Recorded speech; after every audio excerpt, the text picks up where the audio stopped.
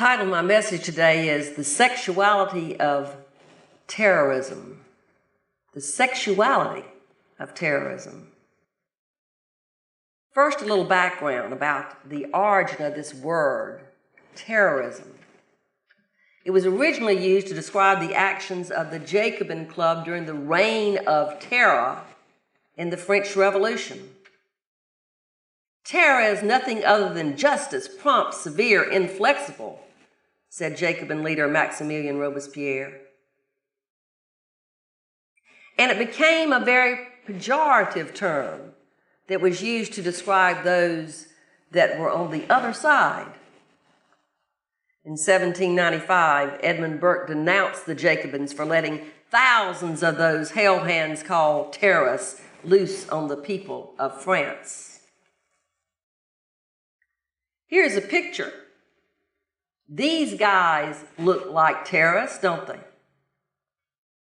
But no, they were the Contras backed by the U.S. Therefore, they were termed as freedom fighters. Now, some may quibble that real terrorists, kill innocent people, not just soldiers. So, in that case, who is the biggest terrorist in the world by that definition? USA. So I'm not going to attempt to differentiate between terrorism and any other forms of violent conflict because I'm not sure where to draw that line or if we need to draw one. As you all know, I spend part of my days now down in Brunswick and St. Simon's Island as I minister to the church there as well. And this is a bookstore that's in the village. Many of you visited that bookstore before. I know Greg for sure has because we don't go down there, that we don't wander through that bookstore. Now, we usually just enjoy ourselves and don't buy anything and come out empty-handed, but about every other time, maybe every third time we go in, we come out with something. Because they have all kind of interesting old books there. So I was in this village bookstore and I saw this book. Here it is. It was called The Demon Lover on the Sexuality of Terrorism. And I thought, it was by Robyn Morgan. And I said, that sounds familiar, Robyn Morgan. I'm not quite sure where I know that name from, but certainly the title was intriguing. And of course, I turned and read around at the back, and I thought, I think I could get a sermon out of that. Or maybe 2 or 3, who knows? But it's worth paying the little bit of piddling that they charge for a used book there, $6.50. I'll pay the $6.50, and I'll get that book. So here's a close-up of it, of the book's cover. And indeed, I had heard of Robyn Morgan before. I just had forgotten about her. This is a picture of Robyn Morgan. Robyn Morgan, this picture actually is her at age 75. She's 75 now, so she looks pretty good. She has Parkinson's now. So you can go and find a TED Talk she's done where she actually is reciting some of her poetry, which is very good, and I encourage you to go and do that. She is a poet. She's author, political theorist, activist, journalist, lecturer, and former child actor. She was born January 29, 1941. Her book that is best known, that most people have heard of, is Sisterhood is Powerful. It was a 1970 anthology, and the New York Public Library says that it's one of the most influential books of the 20th century. She's quite an interesting woman. In her youth, she was associated with the Yippies. Now, if I can look out here and see about half of you will know what I'm talking about, maybe when I talk about the Yippies. She was associated with the Yippies in the 60s, and she was involved with terrorist activities, even some bomb making, not B-A-L-M, but B-O-M-B, some bomb making, yes. And in 1968, she was a member of WITCH, Women's International Terrorist Conspiracy from Hell. Here's a picture of her being arrested in 1970. So she was in some of these groups similar to, that were very left-wing, similar to the Weathermen, some of those groups, and just kind of on the fringes of that and working with them somewhat. But she had some transformation. It wasn't an overnight thing, it was gradual. And she began to have some realities come forth to her, and she began to learn what was really going on and to transform. I have a picture in my kitchen that Nina Benedetto painted for me and gave to me that I love. It's called Woman Spirit Rising. And it just gives the spirit of this woman coming into herself and rising up. And I thought about that painting when I read about Robyn Morgan and what was happening to her and how she was coming to understand what was really going on in the world. She wrote a poem that goes with this transformation. She said, "Surely this time I am done with professions of love between taking aim, surely done with the beauty of sin, dying, death. Oh, let me be done with all revolutions that long for catastrophe, done with this crawling along the rock face, with training my heart to live in love, killing for it, coming undone. Let that be over," she said. "Surely this is not where we need to go." So she left those folks, and then later on she wrote a lot about it, and including a lot of books about this, and especially this one about terrorists. She shares with us that, if you know, the majority of terrorists and those they are rebelling are men. The majority of women are caught in the middle, and they want no more of this newly intensified form of the old battle to the death between fathers and sons than did their ancestors. Always the mothers, daughters, sisters, and wives are, in the words of that ancient Vietnamese proverb, the grass that gets trampled when the elephants fight. Always we mourn, grieve, voluntarily staff emergency rooms, food lines, and medical centers throughout history. Always we beg the insurgents to be careful, beg the officials to be merciful. And even when we do collaborate with them, and women do, either in traditional roles of support or as the tougher, token militants, we do so out of disbelief, she says. We do so with this suspended kind of knowledge that it's just something that's not going to work, that this life force, something's wrong with this. Hannah Arendt says, "The chief reason warfare is still with us is neither a secret death wish of the human species, nor an irrepressible instinct of aggression, nor the serious economic social dangers inherent in disarmament, but the simple fact that no substitute for this final arbiter in international affairs has yet appeared on the political scene. We don't seem to be able to get past that. We can do other negotiations, other mediations, but the final arbiter, what we end up having to do is this death, war, violence." She says there's no substitute. But Robyn Morgan sees that maybe there is. Maybe there is some substitute. She says that substitute has now appeared. As with every major shift in human history, though, it manifests itself naively from an unexpected and faintly ridiculous direction. Only after such a shift has demonstrated its energy as a transformative wave does it become inevitable that change is going to happen. That substitute, that transformative wave at this stage in the saga of human species, according to Robyn Morgan and many others, is women as a global political force.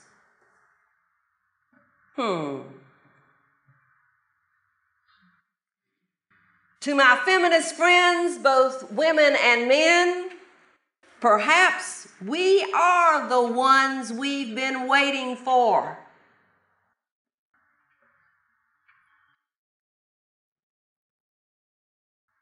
But I say to Ms. Morgan, many of my heroes encouraging nonviolent means are men.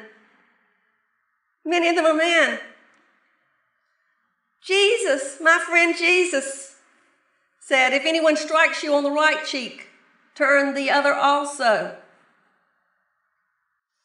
He says, you have heard that it was said, you shall love your neighbor and hate your enemy. But I say to you, love your enemies and pray for those who persecute you. Jesus said, when the woman was there, the adulteress, if there is one of you who has not sinned, let him be the first one to throw a stone at her, knowing that none could and would. Then there's Gandhi. Nonviolence is the greatest force at the disposal of mankind, he said. It is mightier than the mightiest weapon of destruction devised by the ingenuity of man. And he preached it, and he taught it, and he lived it. And then one of the people that learned from him was Martin Luther King, who said nonviolence means avoiding not only external physical violence, but also internal violence of the spirit. You not only refuse to shoot a man, but you refuse to hate him. These and others men have lifted up nonviolence, including my friend Jimmy Carter. Greg and I went to hear Jimmy Carter teach a Sunday school lesson and got to have our picture made with him. Jimmy Carter, as you know, is still going pretty strong. He's written he's still writing books. He wrote a book last year that came out called A Call to Action: Women, Religion, Violence, and Power. And in it, he shares how women are deprived of equal opportunity in wealthier nations and owned by men and others, forced to suffer servitude, child marriage, and genital cutting. The most vulnerable and their children are trapped in war and violence. Jimmy Carter shares this in a TED Talk. You can find if you'll look it up. It's very good. Shares a little summary of his books and some of his words. And in his TED Talk, he shares many of the reasons for this violence against women going on all over the world. It's still going on so much. And he talks about some of the reasons, including how men interpret religious texts. But he also provides this provocative explanation about why a lot of this violence continues to go on. He says, this is Jimmy Carter, folks. In general, men don't give a damn. In general. He states that the reason terrorism gets so much attention today is because men are now being more affected by it. But he said this kind of terrorism and violence has gone on with women throughout history. And then there are others who stand on the side of women, other men. The Dalai Lama says, I call myself a feminist. Isn't that what you call someone who fights for women's rights? The young John Legend, we are better off when women are empowered. It leads to a better society, he says. Alan Alda says, I think misogyny is like a disease that needs to be cured. And if we could eradicate polio, I don't see why we can't eradicate misogyny. So these are men who stand with women. These are feminists. And yet they understand that what we need to do is undo some things in our systems which have been set up for men to dominate women and for the powerful to dominate those who are oppressed. Basically, the problem is patriarchy and all that it implies. And yes, the support of the patriarchy, not just as men having power over women, but other kinds of oppression, and also religion that supports it. Now, what do I mean by patriarchy? I'm not defining it just as men's power over women. I'm defining it similar to the way that Christ defines it. Not Jesus Christ, but Carol P. Christ. She says, patriarchy is a system of domination enforced through violence and the threat of violence. It is a system developed and controlled by powerful men in which women, children, other men, and nature itself are dominated. This system has been around throughout history, but it's been resisted as well, hasn't it? People have resisted it throughout history. And perhaps we're seeing the possibilities of eventually reaching a tipping point, maybe, in the resistance. But what do we replace it with? What do we replace it with? Robyn Morgan, in her last chapter, she proposes that we move beyond terror fueled by fear, which we're seeing a lot of today, to the politics of eros, of love and desire. And she has an interesting way of explaining the difference between what she calls the demon lovers politics of thanatos, of death and destruction, with the politics of eros, of love and desire. Now I'm going to read a passage from this book to you all, and I'll share with you that some of our reading you have to read 2 or 3 times, like a lot of good reading. You have to read it 2 or 3 times to get it sometimes. Maybe I'm just slow, but sometimes I have to read something more than once to kind of get it. But I'm going to ask you to listen carefully so that you can get it the first time I read this. Because she's talking about what is done in patriarchy I think of Constantine, when he wanted everybody to be alike so that he could control more. So he had all the bishops come together and said, you can't have all this diverse view of Jesus and Christianity. You have to have the same view. You have to come and let me squeeze you together like you do a toothpaste, make it come through the tube so it's all the same, so that I can control you. No differences. She says, squeezing power into a mono-definition is imperative for the monopolizing of it. The more powerful you become in the demon lover's politics of Thanatos, the more rigid and abstract are the laws you forge and follow, and then the more powerless you are, the rest of us, in his system. The more fluid and specific are your realities. What if that were turned inside out? What if it were turned inside out? Think about that squeezing into something and making everything uniform and doing away with the specifics into the uniform. What if it were turned inside out? The specific inevitability leads to an awareness of the unique, to a respect for differences. That's our first principle, right? If we turn it inside out, we'd have our first principle. A respect for differences means one does not wish to make multiplicity uniform, to control persons, resources, nations for the sake of some old tradition or some new efficiency. A respect for differences implies a respect for a variety of integrities, for change, growth, process. A respect for differences approaches the universal through celebrating the specific. A respect for the specific is an act of desire and energy, as energy yearns toward matter, as the unspecifiable expresses itself through metaphor and the precision of form. A respect for the specific synthesizes differences into new wholes by recognizing and expressing their desperate longings. It implies a respect for the movement of life. It implies a totally different politics of celebration, of creative collaboration. Yes, I would call it the politics of eros, not only because, as Arendt put it, love-making is the most glorious manifestation of life.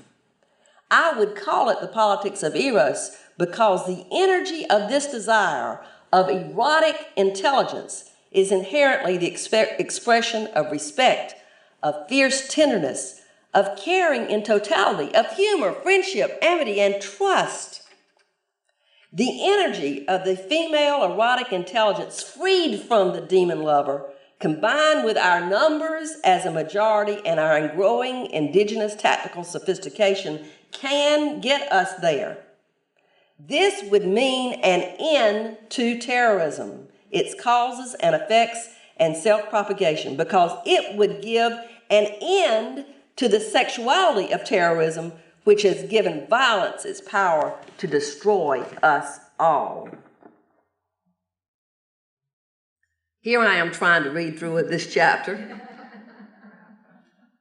So I'm rereading this difficult chapter and parts of it over and over again, and I am getting it, because I'm a little bit slow sometimes, but I'm getting it. But sometimes it takes me a while.